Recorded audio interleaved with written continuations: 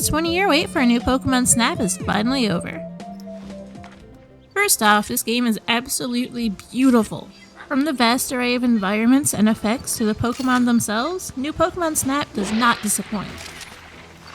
I love looking around, taking in all the beautiful scenery, just as much as I enjoyed playing the game itself. You earn experience points on each course as you progress through the game. Every level brings new Pokemon, behaviors, paths, and even more to discover. It's very rewarding playing through each course again and again, each time gaining just a little more trust with the Pokemon living there. It's a very fulfilling experience watching the Pokemon go from wary and afraid to running up and greeting you upon sight. Compared to the original N64 title, there are more courses to play through and the Pokemon interact more with their environment, each other, and the player. Every generation gets some love here. Sure, there may not be your favorites from each gen, but there is a decent variety that only gets better the more you play. After each level ends, you select one picture of each species to be graded by Professor Mirror. While Mirror doesn't give quite as much advice on how to improve as Oak did, I've decided to cut the guy some slack here though. After all, he did have the three of us running around, proudly shoving our newest photos of Bidoof butts in his face. And all while trying to solve the mysteries of the Lental Islands. The star system used to grade your photos bases your score on pose, size, background, how many Pokemon were in the shot, and if the subject was looking directly at the camera.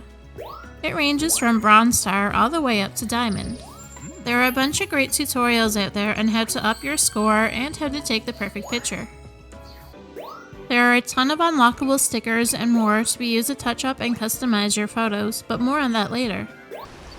Sadly, evolution isn't a mechanic this time round, but you can find evolved forms just wandering the courses as you level up. I spent way too much time trying to get the Magikarps to swim up waterfalls and looking for lava pits to toss those poor little Charmander in. Like its predecessor, new Pokemon Snap gives you tools to improve your photo-taking abilities. The Fluff Fruit is an apple that the game stresses is very light and fluffy. It will lure some Pokemon out and allow you to get a better star rating from the professor. And after all these years, it's still just as much fun to watch their reaction as you bonk them on the head with an apple. The Illumina Orbs have taken the place of Pestoballs this time. They are essential to taking pictures of each Illumina Pokemon and help trigger certain poses and interactions for a better score. Toss one at a Crystabloom flower and watch what happens. They have an added bonus of making the Pokemon look even better and just amazing at night. The camera can play music now, replacing the Poke Flute to get sleepers to wake up and some others to put on a dance show. The scan feature is completely new and can provide helpful info about your environment and locate difficult to see critters nearby. If you're having a hard time getting a Pokemon to look at you straight on, try giving them a scan. The game controls well, allowing for you to use a mix of motion and button controls, or one of the 4 different motionless button layouts. By default, the left stick will control the pointer and the right stick will move the entire camera. Moving both of these together is faster, but you can adjust the movement speed in the control options if needed. A well-hidden fact about the Neo 1, it will slow down if you're looking behind yourself or if you are zoomed in. I finished the main story in just under 19 hours, taking the time to max out the level of multiple courses. But there is plenty of content to keep you entertained and coming back for more long after the credits roll, like getting a diamond rating for each star level and a pretty large pool of requests. The requests are given by the other characters and, while optional, they do offer you rewards for completing certain tasks and add a fair amount of replayability to the game. Oftentimes, a hint on where or how to get each requested photo is given but can be tricky to pull off and may have you tossing the controller across the room in frustration. The new online feature has to be my favorite addition. Use the photos that weren't quite good enough for Mr. Mirror and readjust them to your liking with a selection of filters, frames, effects, and stickers. Then unleash your glorious creation into the world. There are tabs to view what others have posted, and you can give them a sweet medal if you like what they have made. You'll hear plenty of sounds of nature and calls to the Pokemon living in it as you explore each level.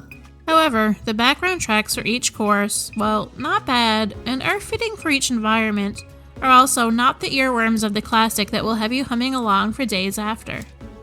Take a listen to the comparison of beach and volcano levels with both the new, then the old themes.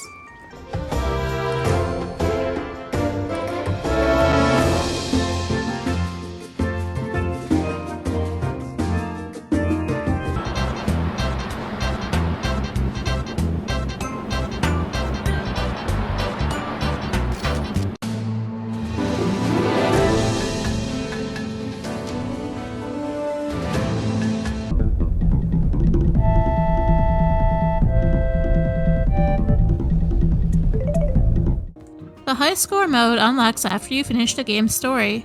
This would be a nice place to go head to head with your two rivals, but no such luck here. It would be great to see more interaction with Rita and Phil added if there are any future updates. As for any DLC that may come, I'd love to see more unlockables, like maybe playing as the now grown Todd Snap, or having the original Zero One vehicle model as a choice when going on research outings. Maybe even a call from Professor Oak to explore a few courses from the original, upgraded into the new game style. Or just let me evolve that Magikarp! Overall, this game is an enjoyable, relaxing experience that allows you to see an entirely different side of the Pokemon we all know and love. A must-buy if you fell in love with the original. If you haven't played the N64 title, or weren't as struck on it back in the day, maybe wait for a price drop or borrow the game from a friend.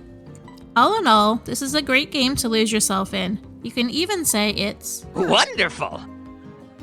Don't forget to give the video a like if you want to see more game reviews and impressions in the future. Please leave a comment down below if you have anything you would like to see added to this game, or what you think they could have done better.